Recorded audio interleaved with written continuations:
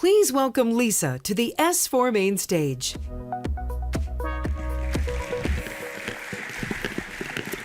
Good morning. I am delighted to be here today to talk to you a little bit about cybersecurity law and governance.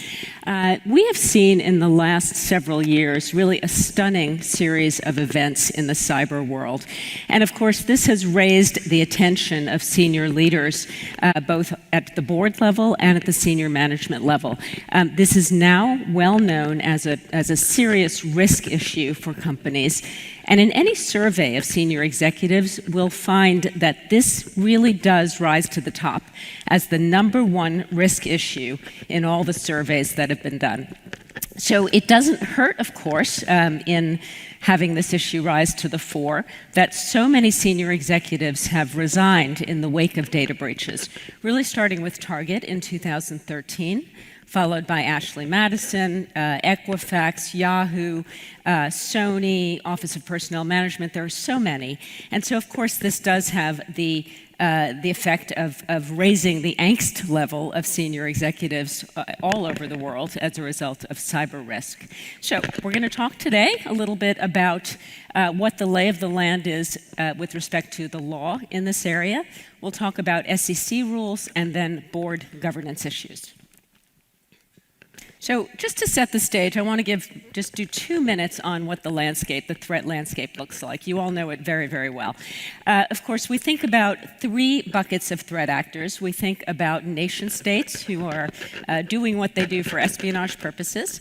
We think about traditional hackers who are stealing data for monetary gain, for pecuniary advantage, and they could be stealing, of course, personal information. That's what has grabbed the headlines, but we know that there's so much more that they're stealing aside from personal information, and so much damage that they're doing to industrial control systems as a result of cyber events. So nation states, traditional hackers, and hacktivists who are really in effect anarchists who are looking to sabotage a company. They are coming in, of course, through social engineering. They're coming in mostly through phishing. We're seeing that as in the vast majority of cases now. My firm has handled 1,700 data breaches over the last few years, and phishing is just rampant. It is the way in nearly every time. Not every time, but nearly every time. What are they stealing? They're going after anything of value. So that could be something that they can sell, personal information, intellectual property, network diagrams, anything they can sell that is of value, they can sell on the dark web or to private parties. They're going after something that could be used for espionage value. Think electric utilities, very, very dangerous environment for utilities. And they are also going after cloud environments. Why? Because cloud environments are a treasure trove of data. There's so much there that they can nab, or freeze through ransomware.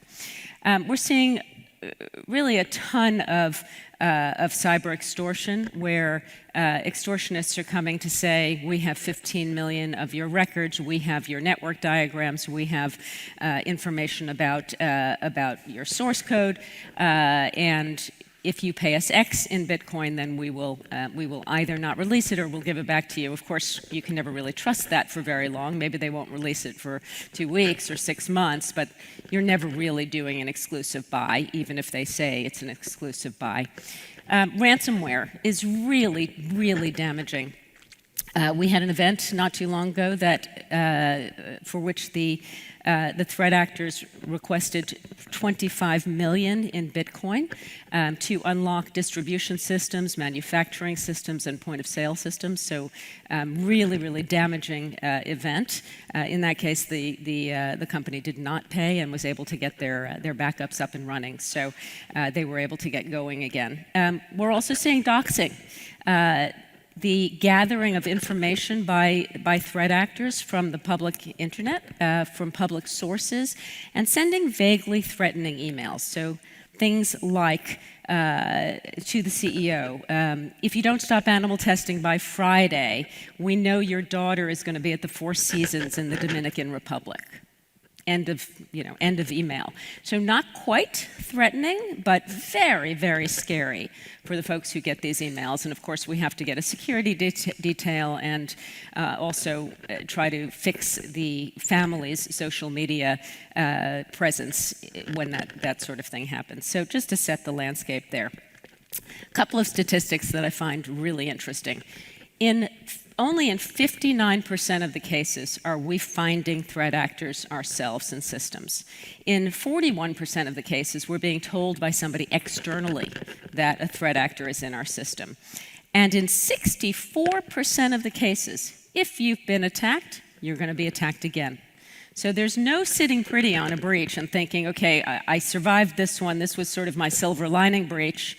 I'm not going to get attacked again. Chances are good that I can now sit tight. No, 64% of the time, you're likely to be attacked again.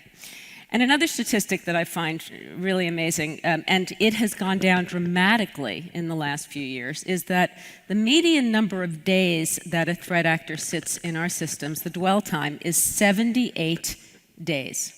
So when translated into the physical world, think about a thief sitting in your basement bathroom and doing reconnaissance when you're gone, when you go to work in the morning, and coming back into that bathroom at night when you come home, hanging out there, then doing reconnaissance again and taking a piece of silver here, a piece of silver there when you're out of the house. So 78 days that we're leaving these folks undetected in systems to do their damage. Let's talk about the law in this space. Unfortunately, in the US, we have a very fragmented approach to cybersecurity. We have federal law, we have state law. How do you govern security at the state level? I mean, it's just goofy. We all operate across multiple states and multiple countries. So, federal laws, state laws, and then we have some very important industry standards. At the federal level, a patchwork quilt, really, of regulation. We have SEC rules, we have information sharing rules through CISA, electric utility rules, telecom rules, rules for banks, rules for healthcare entities. So really a sectoral mess, if you will.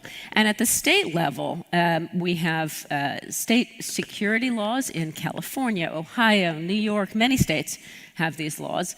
They're different from each other, so there's no uniformity, which makes it, of course, very difficult to operate in compliance with the law when the laws are myriad and variable from each other. We've got laws now in California and Oregon with respect to IoT devices. Financial institutions have separate security laws. That's true of healthcare as well. Biometric data. You take fingerprints to get into a facility, for example. There are laws in Illinois, Texas, and Washington State that regulate that, and they're really stringent. And in Illinois, there is a private right of action, and there have been many actions now that have extracted millions and millions from companies that are using biometrics. Of course, the most important body of law in this space, in my view, are the data breach notification laws. There are 54 of them in the United States, 50 states plus Guam, U.S. Virgin Islands, Puerto Rico, and D.C. And these laws have done more than anything, in my view, to raise this issue to the fore. Because nobody wants to stand on their roof and raise the red flag to say, we've suffered a data breach, and that's what you need to do if you have a data breach, because you need to notify the folks whose data was compromised. Industry standards in this space are also critically important. So the NIST Cybersecurity Framework, I would love to see a show of hands. Raise your hand if you're complying with the NIST framework. Okay. It's hard to see, but I do see a smattering of hands. So it's a voluntary standard. It is only for critical infrastructure, but it's really more voluntold than voluntary because it has become the basis for being able to get cyber insurance, for example. And many business partners will not deal with you if you don't have the NIST cybersecurity framework implemented within your organization. The ISO 27000 series is another very important set of standards. I'm seeing this adopted more outside of the US than in the US. We tend in the US to conform to the ISO standards but not actually certify to them. That may change over time. All right. And the PCI, Payment Card Industry Data Security Standard, of course, a very significant standard that has really changed the state of threats with respect to POS systems. The SEC. So the SEC really was dormant for a number of years in this space. They kind of missed the boat in the early years. In 2011, the SEC came out with a staff guidance document that essentially said, don't forget about reporting obligations with respect to cyber incidents and cyber risks. You need to remember that this is something that you need to report on if you have material issues that need to be disclosed. But there was a quiet period after that, and I will tell you that just a couple of years after that was issued, I was representing a company before the SEC, and we were sitting at a conference, and the SEC made noises about bringing an enforcement action, and I said to them, well, this case is so different, fundamentally different from the 6 that have gone before, and they kind of gulped and said, could you send us those 6? So they didn't really have a sense of what their own enforcement landscape looked like. That picture has changed.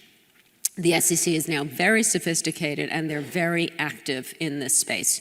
So if you do a survey of your peers' disclosures, you will see some very robust cybersecurity disclosures in their SEC filings. So what the SEC has done now is the 5 SEC commissioners came out in 2018 with a commission guidance document. So this is a very high-level guidance document. And if you're reading closely, what you really see is the Yahoo and Equifax rule. And I was just at the time sort of coming off of or continuing on with managing the Yahoo breach. And I read this and I thought, yep, this is speaking directly to the issues that have just come to the fore in the press. So what did the SEC say in their 2018 guidance? They said, don't give us boilerplate disclosures. We don't want to hear the following. We may face risks of fire, tsunami, earthquakes, cyber attacks, et cetera, et cetera. Cyber is not like any of those other issues, and you need to distinguish that it can't be boilerplate language. Now, we also don't want language that's going to give a roadmap to attackers, but you can't use boilerplate language. It needs to speak to your company's actual risk in this environment. And if you find out something a couple of years later that would have changed a disclosure 2 years earlier, for example, you need to revisit that disclosure and amend that earlier disclosure. The other issue that they made hay of is that to the extent your disclosure council and senior leaders are not deeply in the loop of cyber, you need to have controls in place so that they are told, they are informed about cyber issues so that they can make disclosure decisions. So this is the love your lawyer provision. So I encourage you to bring counsel in to these events to the extent they're looking like they might be pretty serious. I know you're pinged 64,000 times a day, but to the extent there is a serious event, certainly counsel should be brought in. And they are helpful, I promise, that mostly they're helpful. The other thing that the SEC said is, don't trade, right? We've been told for years and years and years about insider trading. And in Equifax's case, there were 2 insiders who did trade, and they also were criminally convicted for having done so. So the question is, do you put a blackout period in place, or do you hold off? Once you put a blackout period in place, people know there's something going a little bit awry, or a lot awry, so there's a little bit of a fine line there. But blackout periods are really to protect people against themselves, because we know we're not supposed to trade when there's a material event, but people do it anyway. So there was a chunk of this commission report that talked about insider trading and selective disclosure issues. So the SEC formed a cyber unit in 2018. This is, so they really formalized all of this. And they have been bringing enforcement actions. So in April 2018, Yahoo settled their case for $35 million with the SEC. And by the way, also settled a shareholder securities action for $80 million. So these are big numbers. Equifax, as I mentioned, 2 people traded on their knowledge. That is a no-no, and they were convicted criminally. Facebook recently settled for $100 million with the SEC for misleading disclosures. The allegation there is that Facebook knew about Cambridge Analytica and the fact that they had violated their policies and procedures back in 2015, but did not disclose it in their securities filings until 2018. So that delay, as far as the SEC was concerned, was problematic. And also misleading, because what the SEC said is that Facebook indicated that there were hypothetical risks with respect to data misuse, but they knew about an actual concrete risk, and the SEC alleges that they should have disclosed it then. So what trends are we seeing generally? We are seeing laws that are newer laws that are more thoughtful and that are really embedding a risk-based approach to security. Think about your particular risk and protect against that risk, rather than imposing requirements that would be applicable to any company in the United States that really wouldn't be necessarily applicable to your company. So risk-based standards are very helpful, I think. I think this is exactly the way to go. But at the same time, we're seeing some more prescriptive rules around cybersecurity. So we see that, for example, in the new New York SHIELD Act that just became effective a couple of months ago in New York State. Also the New York Department of Financial Services cybersecurity regulations has very prescriptive rules that were then picked up by the insurance model law, again picked up then in certain states like South Carolina. Ohio has also a newish cybersecurity law that provides a safe harbor where if you implement XYZ standard, then you are safe from potential liability. So there are some good developments in this space, but as you can see, they still continue to be very patchy, really fragmented, and that's not a good way to manage cybersecurity. The other trend that I'll note that I think is very significant and will continue is the use of accountability mechanisms. So we are seeing in some laws, for example, the requirement to report to the board annually. In an Equifax settlement, there was a requirement to provide, management has to provide a report to the board on an annual basis. We saw that also in the Facebook settlement. So there are reporting obligations now to the board directly on cybersecurity issues.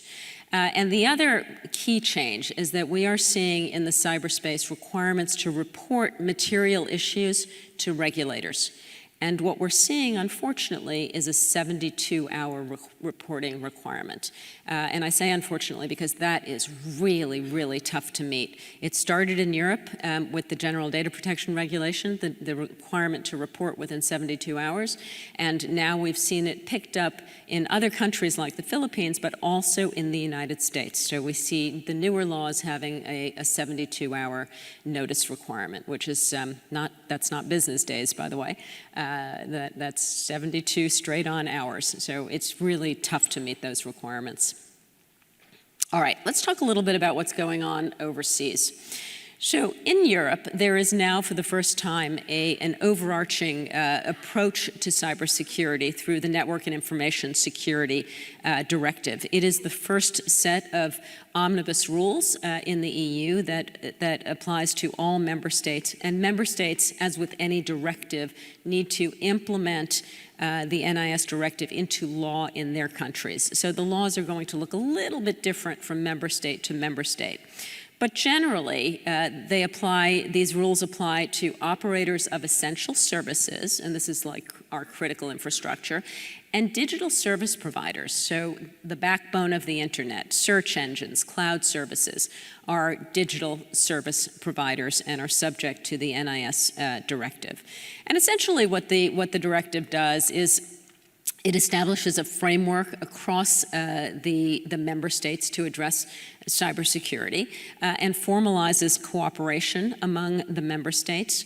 And very important for us in private industry, there is an obligation to secure your systems, so that's now formalized into law across the member states. And there is a reporting obligation. So where there is a significant event, you need to report these events to the new cybersecurity guru who is being appointed in each of the member states. And in some member states there isn't one yet, but that is going to happen. So, and this is of course very interesting because it sometimes overlaps with the General Data Protection Regulations requirement to notify where there's personal data at risk. So, but this one is not about personal data. This is about this is about cyber attacks, and there's a reporting obligation. The penalties are hefty. They could be up to 4% of global turnover. In the UK, you can be hit with a 17 million pound fine or 4% of global turnover. So these are not minor penalties. China, another very significant jurisdiction in terms of cybersecurity regulation. In June of 2017, China's cybersecurity law became effective. It applies to network operators, which I understand generally applies to any two computers strung together, and also operators of critical information infrastructure. And the list actually of what is critical information infrastructure, it has not yet been issued, so we don't know quite what that is. But the requirements are very stringent and really prescriptive, requiring cybersecurity governance, requiring a panoply of cybersecurity policies and technical security measures, as well as an incident response program, a formal incident response program. Now, very important also is our limitations on the ability to transfer data out of the country and data localization requirements. And this is really, this is a trend that I find very problematic, where countries are enacting laws that require data and systems information to stay in country. And there are a number of countries now with data localization laws like Vietnam, Russia, Kazakhstan, and even Germany and Australia, for example, have very narrow requirements relating to health data or telecom metadata in the case of Germany, but these are localization requirements that are quite problematic in a very, very global and interconnected world. So we continue to be concerned about localization mandates. If you want to move data that the Chinese government thinks should stay in country, you need to get the Chinese government to come in and do a risk assessment, and they will tell you if after doing that it's okay to transfer the data out. So that's not where any of us want to be. The law went into effect in 2017, as I said, but lots of requirements are still being finalized, so this is really something to watch if you do business in China. Okay, let's hit on the board's role. This is really a sea change. I've been doing this work since about 99, 2000, so it's been a long time, and I have been preaching to boards for years and years that they need to pay attention to cybersecurity, and it absolutely fell on deaf ears. They paid lip service, but it's only since about 2013 that they really sat up and took notice. And of course, as I mentioned earlier, one of the reasons for that is that senior executives have been ousted and boards have been threatened with ouster. So they are personally feeling the pain of cyber attacks. Target was really a wake-up call. The SEC came out with a statement, one of the commissioners came out with a statement that said that boards that ignore cybersecurity do so at their own peril. Well, that really got people's attention. And so now cybersecurity, fast forward to 2020, and even a couple of years prior, boards really do pay attention to this issue. And we find, for example, that boards will now get reports quarterly on cybersecurity issues, and that is a real sea change from a couple of years ago. Unfortunately, we don't get very much direction on cybersecurity governance from case law, but we'll talk, the next slide will address what case law there is on this issue, so it might be interesting to take this back and think about these issues with your boards. Typically, cybersecurity oversight is is taken by the audit committee. Some companies have technology committees, so it doesn't really matter what committee it is. What does matter is that that committee embed their charge into something like a charter or governance document so that it is formalized that they have responsibility for cybersecurity issues. So case law does suggest a few items for us, and so these are reasonably vague, but we can make them more specific. You all know how to do that. You need to educate your board on the current threat environment for your company and tell your board where your crown jewels are and how to protect those crown jewels. The board should generally be overseeing your governance structure for information security to be able to provide appropriate oversight. They can't provide that oversight if they don't know what your governance structure is. And they should be told about major budgeting and major information security initiatives. Of course, it's also helpful for boards to get benchmarking reports on peer companies, so that's a useful dashboard for them to see. And often boards will bring in external experts to present to them about cybersecurity risks, the threat landscape, the legal landscape, and that's also something that case law tells us is useful. And in addition to that, you're going to want to tell them what outside experts you will use in the event of a major cyber attack, so that you have all of those folks lined up in advance to bring in if you need them on a dime. And finally, as I mentioned, it's very important to make sure that the board's duties are appropriately documented, whether it's in a charter or in meeting minutes or in policies and procedures. Just very quickly, taking you through an attack timeline. In all the breaches that we do, all the cyber events, it's always the same. We identify the event, we mobilize the incident response team, we stabilize systems if there is, for example, a live intruder in the system. We investigate, typically using a third-party forensic investigator.